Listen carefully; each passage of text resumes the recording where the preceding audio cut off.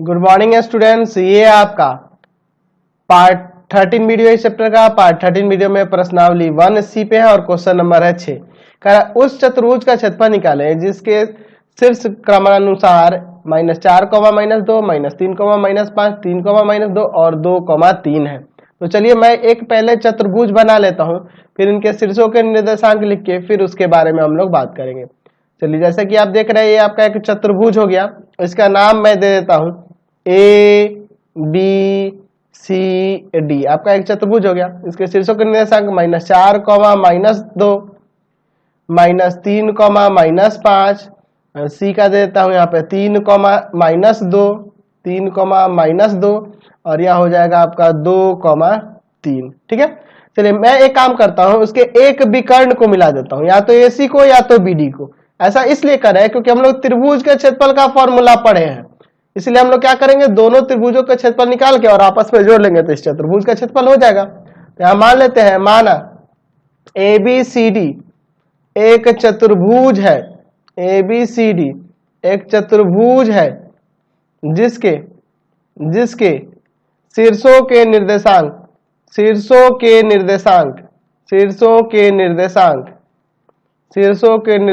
क्या है जी? तो जिसके शीर्षों के निर्देशांक A -4, -2 है, B आपका -3, -5 है, C 3, -2 है और D 2, 3 है। चलिए अब एक एक करके, एक बार इस त्रिभुज का क्षेत्रफल और एक बार इस त्रिभुज का क्षेत्रफल। तो आपको तो फॉर्मूला तो पता ही है पहले से। चलिए एक बार मैं लिख देता हूं, त्रिभुज का क्षेत्रफल का हम लोग फॉर्मूला ऑलरेडी जानते हैं। क्या होता है जी? 1/2 x1 y2 - y3 plus x2 y3 - y1 plus x3 y1 - y2। यही ना होता है आपका फॉर्मूला। तो मैं अगर बात करूं त्रिभुज ABC के क्षेत्रफल की, पहले त्रिभुज ABC का क्षेत्रफल मैं इसके बारे में बात करूं तो एक को आप x1 y1 मान लो, ठीक है, दूसरे को आपको x2 y2 मान लेना होगा और यह तीसरा जो शीर्ष दिया है इसके निर्देशांक को x3 y3 मान लेते हैं और इसमें रखते हैं 1/2। आपको सिर्फ वैल्यू सजाते जाना है। x1 की जगह -4, y2 - y3, तो y2 का वैल्यू -5 और माइनस y3 का वैल्यू देखो तो y3 का वैल्यू -2, तो यहाँ प्लस हो जाएगा क्योंकि वहां भी माइनस है और फॉर्मूले में भी है। प्लस x2 की जगह है -3 y3 - y1 यानी कि -2 माइनस और ये -2 तो +2 हो जाएगा। प्लस x3 की जगह पे है आपका 3 y1 - y2 यानी कि -2 माइनस +5। चलिए अब इसको सॉल्व करता हूं। 1/2 यहां देखो आपका घटेगा -3 हो जाएगा ना, तो -4 गुना -3, यहां देखो प्लस माइनस -3 कर देता हूं इसे डायरेक्ट, -3 और यहाँ पे आपका 0 हो जाएगा, 3 और गुना में यहाँ पर 3 हो जाएगा, यही ना आएगा। चलिए अब आगे इसको सॉल्व करते हैं। तो 1/2 यहाँ पे प्लस का 12 और ये तो 0 हो गया आपका, प्लस का 9, ठीक है। 12 और 9 कितना हो जाएगा? तो 12, 9, 21 और बटा में 2 वर्ग इकाई इसका क्षेत्रफल आ गया। अब उसी तरह से त्रिभुज ADC का क्षेत्रफल निकालेंगे और दोनों को जोड़ लेंगे। तो ADC का क्षेत्रफल निकालना तो x1 y1 ये, इसको हम लोग x2 y2 ले लेंगे, है ना, इसको छोड़कर इसको x2 y2 और ये तीसरा जो है x3 y3 फॉर्मूले पे रखते हैं। 1/2 x1 यानी कि -4 y2 - y3 यानी कि 3 -2 तो +2 कर देता हूं, प्लस x2 तो x2 जगह पे है 2 y3 - y1 यानी कि -2 माइनस y1 यानी -+2, फिर प्लस x3 की जगह पे है 3 y1 - y2 यानी कि -2 -3 y1 - y2। चलिए अब इसको सॉल्व करता हूं। यहाँ पर 1/2 ब्रैकेट के अंदर -4 इंटू में 3 2 5 हो जाएगा, यह देखो 2 इंटू में 0, 3 गुना में -5, ठीक है। चलिए यहाँ पे देखते हैं 1/2 यहाँ -20 और -15 दोनों को जोड़ देते हैं, -35/2, चूंकि ये क्षेत्रफल है तो प्लस में ही लिखेंगे, 35/2 वर्ग इकाई, यहाँ से क्षेत्रफल इसका आ गया। तो दोनों का क्षेत्रफल जोड़ देंगे तो हमारा चतुर्भुज ABCD का हो जाएगा। तो हमें निकालना है चतुर्भुज ABCD का क्षेत्रफल। चतुर्भुज ए बी सी डी का क्षेत्रफल। तो क्या हो जाएगा, तो त्रिभुज ए बी सी का क्षेत्रफल, ए बी सी का क्षेत्रफल और प्लस में त्रिभुज ए डी सी का क्षेत्रफल, दोनों का क्षेत्रफल जोड़ देते हैं। तो एक का क्षेत्रफल है 21/2 वर्ग इकाई और एक का है 35/2 वर्ग इकाई। ठीक है, चलिए अब इनको एलसीएम लेकर जोड़ देते हैं। तो एलसीएम लेकर जोड़ोगे तो 56 आ जाएगा, 56/2 वर्ग इकाई, यानी कि यहां से कट जाएगा तो 28 बार में ना 28 वर्ग इकाई। यहां से हमारा चतुर्भुज का क्षेत्रफल आ गया। तो बहुत ही सिंपल सा क्वेश्चन था। चलिए आगे बढ़ते हैं अगले क्वेश्चन की ओर। चलिए अगला क्वेश्चन देखिए 8 नंबर। 8 नंबर में कह रहा है कि यदि त्रिभुज ए बी सी के शीर्ष के निर्देशांक यहाँ दिए हैं तो ए से बी सी पर लंब की लंबाई हमें निकालनी है। चलिए मैं देखता हूं, इसको फिगर 1 बना लेता हूं। यहाँ पर एक त्रिभुज, इसका नाम है ए बी सी। इसके शीर्षों के निर्देशांक दिए हैं 1, -4, बी क्या है 1, 1, सी क्या है आपके पास 4, 5। ठीक है, और ए से बीसी पर एक लंब खींचा जाए, ए से बीसी पर लंब खींचा जाए, इसका नाम मैं एडी दे देता हूं। इसी एडी की लंबाई निकालनी है। अच्छा, मैं यहाँ पे अगर बात करूं बीसी की लंबाई की, तो आप दूरी सूत्र से यही निकाल देता हूं फिगर के नीचे ही, है ना, क्योंकि आगे हमें इसे यूज करना है, इसलिए मैं पहले ही निकाल दे रहा हूँ। 5 - 1 का स्क्वायर, यहाँ घटेगा 3 का स्क्वायर 9, यहाँ घटेगा 4 का स्क्वायर 16, यानी कि √25। √25 का मतलब बीसी का लंबाई यहाँ से 5 आ जाएगा, 5 इकाई। चलिए अब बात करते हैं। अगर बात करें यहाँ त्रिभुज ए बी सी के क्षेत्रफल की, तो फॉर्मूला तो आपको पता ही है, वो लगा देता हूं। 1/2 x1 यानी कि 1, y2 - y3 यानी कि 1 - 5 प्लस x2 1, y3 - y1 यानी 5 -4 यानी कि +4 कर दूंगा, प्लस x3 यानी कि 4, y1 - y2। मैं डायरेक्ट रख दिया, फॉर्मूला लिखा नहीं, आपको पता है कैसे लिखा हूं। 1/2, 1 × -4, 1 × 9, 4 × -5। चलिए आगे सॉल्व करते हैं। 1/2 माइनस का 4 प्लस का 9 और माइनस का 20, यहां से क्या आ जाएगा 1/2 इंटू कितना आ जाएगा आपका, तो यहाँ पे आ जाएगा आपका, ये दोनों जोड़ेंगे 24, माइनस का 24 और प्लस का 9, तो माइनस का 15 आ जाएगा, है ना जी, माइनस का 15 आ जाएगा।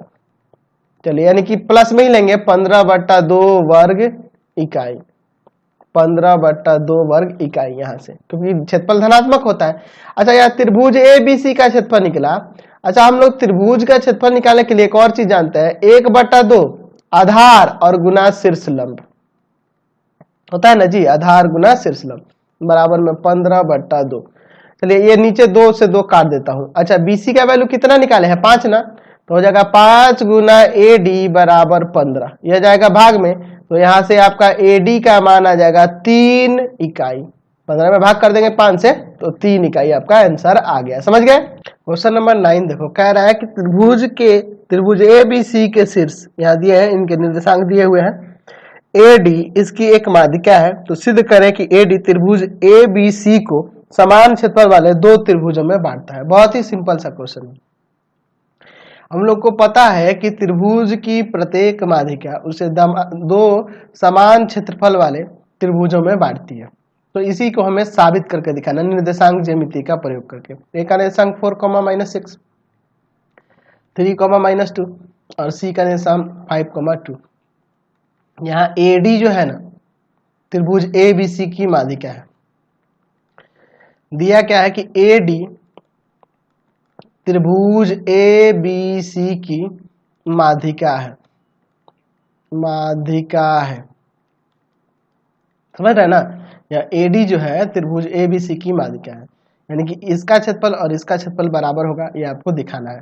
तो AD माध्यिका है, तो यहाँ कह सकते हैं ना कि D BC का मध्य बिंदु है, BC का मध्य बिंदु है, इतना कह सकते हैं।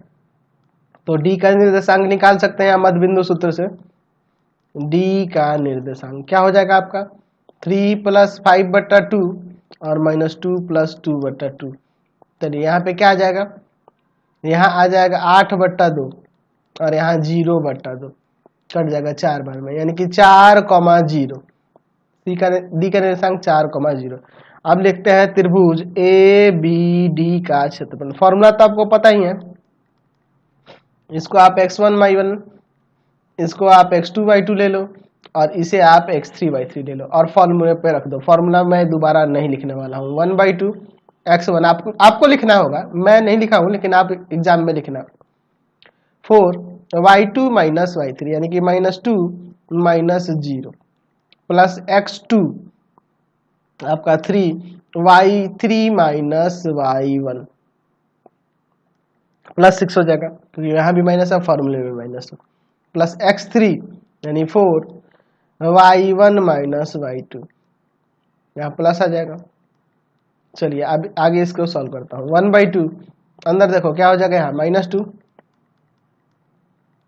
3 इंटू 6, 4 इंटू -4, 1/2 ब्रैकेट के अंदर माइनस का 8, 6 × 18 और 4 चौका -16, तो 16 8 24 माइनस का 24 यहाँ 18, तो यानी कि माइनस का 6 हो जाएगा, कट जाएगा 3 बार में, तो प्लस का ही 3 लेंगे, 3 वर्ग इकाई, 3 वर्ग इकाई यहाँ से आया, ठीक है, 3 वर्ग इकाई। उसी तरह से अब त्रिभुज ए सी डी का भी निकालते हैं। त्रिभुज ए सी डी का क्षेत्रफल, ठीक है, 1/2। अब देखो इसमें क्या होगा, x1y1 ये, x2y2 इसको ना लेकर अब x2y2 यह हो जाएगा और x3y3 यह रहेगा। x1 यानी कि 4y2 minus y3 2 -0 plus x2 की जगह पे है 5y3 माइनस y1, तो माइनस यहाँ पे लगेगा फॉर्मूले का, एक इसका भी माइनस है, प्लस x3 की जगह 4y1 माइनस y2। चलिए आगे सॉल्व करते हैं। 1/2 4 गुना 2, 5 गुना 6 और 4 गुना माइनस का 8, ठीक है। चलिए आगे सॉल्व करो, इसको हो जाएगा आपका 1/2 8 5 6 के 30 और यहाँ 8 चौका 32, तो देखो ये 38 में से 32 गया, आपका 6 आ जाएगा, 1/2 गुना में 6, ठीक है। इसको इससे काट देते हैं 3 बार में, तो यहाँ भी 3 वर्ग इकाई। तो हमने क्या देखा कि माध्यिका ए डी इसे 2 समान त्रिभुजों वाले क्षेत्रफल में बांटती है। अतः यहाँ कह सकते हैं कि माध्यिका ए डी त्रिभुज ए बी सी को 2 समान क्षेत्रफल वाले त्रिभुजों में बांटती है।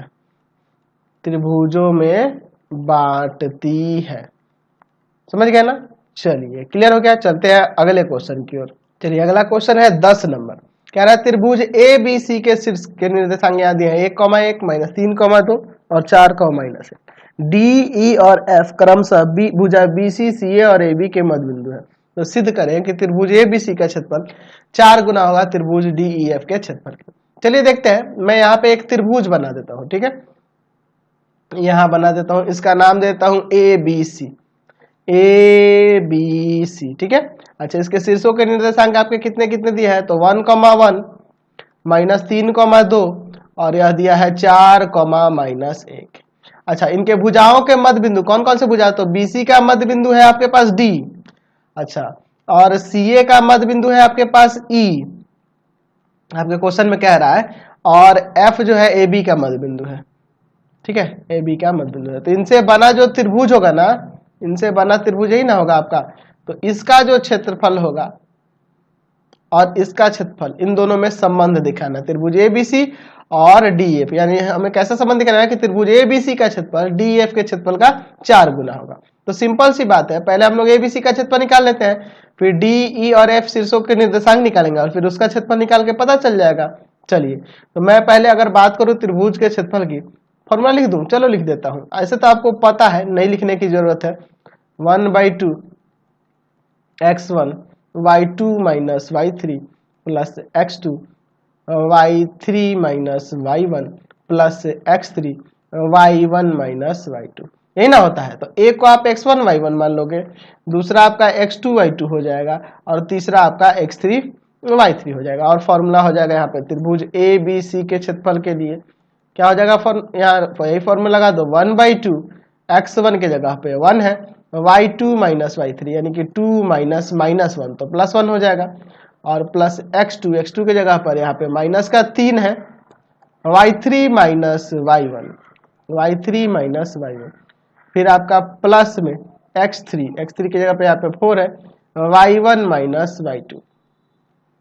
चलिए सॉल्व करता हूँ। 1/2 यहाँ देखो 1 इंटू में 3, यहाँ -3 इंटू में -2, 4 इंटू में -1। चलिए इसको सॉल्व करते हैं। 1/2 यहाँ देखो आपका 3 हो जाएगा, 3 एकम 3, अच्छा यहाँ पे आपका प्लस का 6 हो जाएगा और यहाँ माइनस का 4, 6 में 4 गया, आपका कितना आ जाएगा, आपका आ जाएगा यहाँ 2 और 2 3 5, तो 5/2 वर्ग इकाई लिख देते हैं।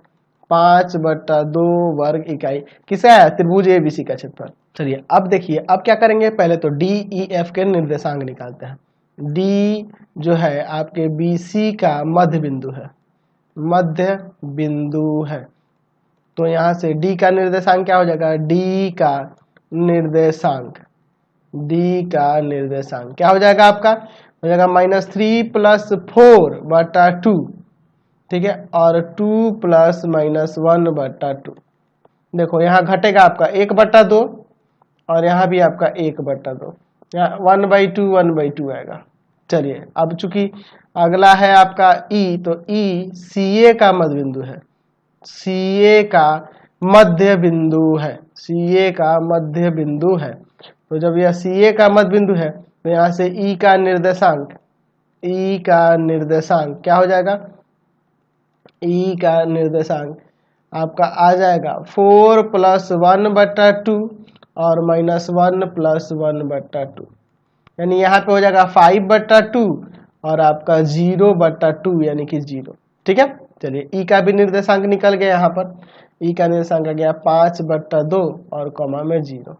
ठीक है, इसको थोड़ा और सही से लिख देता हूँ, 5/2 और कॉमा 0। ठीक है, चलिए अब देखो इसके लिए चलते हैं। अब देखो F जो है AB का मध्य बिंदु है, चूंकि F AB का मध्य बिंदु है, AB का मध्य बिंदु है, तो F का निर्देशांक, चलिए बिंदु F का निर्देशांक, तो आप देखो यहाँ पर 1 और -3 है और यहाँ 1 और 2 है, तो हो जाएगा यहाँ पे, ये आपका ऊपर A का निर्देशांक 1 1 दिया है ना, 1 1 दिया है, देख लो यहाँ पे 1 1 ही यहाँ। चलो अब आसानी से यहाँ पे करो, -3 + 1/2 और 2 + 1/2, यहाँ देखो घटेगा -2/2 और यहाँ 3/2, ये कट जाएगा, यानी कि -1 कॉमा में 3/2, यही ना हो जाएगा आपका -1 कॉमा में 3/2। ठीक है, 3/2, तो बहुत ही सिंपल है। अब इनके वैल्यू को मैं रखता हूं और त्रिभुज डी ई एफ का क्षेत्रफल निकालता हूं, त्रिभुज डी ई एफ का क्षेत्रफल।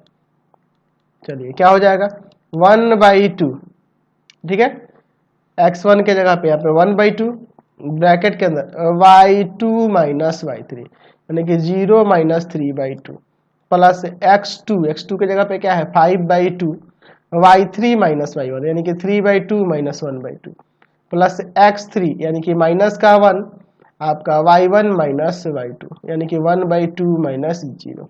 चलिए अब मैं इसको सॉल्व करता हूँ। 1/2 ब्रैकेट के अंदर 1/2 माइनस का 3/2 5/2 यहाँ घटा देंगे तो 2/2 हो जाएगा। अच्छा -1 और इंटू में 1/2 तो ये कट जाएगा आपका एक बार में। ठीक है ना, चलिए अब देखो यहाँ पे क्या होता है 1/2 ब्रैकेट के अंदर माइनस का 3/4 प्लस का 5/2 माइनस का 1/2। अब चलिए इनको एलसीएम लेके सॉल्व कर लेते हैं। 1/2 यहाँ पे मैं एलसीएम लेता हूँ तो एलसीएम होगा 4, इसमें से भाग करेंगे 1 आएगा, 1 जाके -3 में गुना करेगा। अच्छा प्लस इसमें से भाग करेंगे 2 आएगा, 2 जाके 5 में गुना करेगा तो 10, इसमें से भाग करेंगे आपका कितना आ जाएगा 2 आएगा ना, 2 आएगा और 2 जाके 1 में गुना करेगा 2।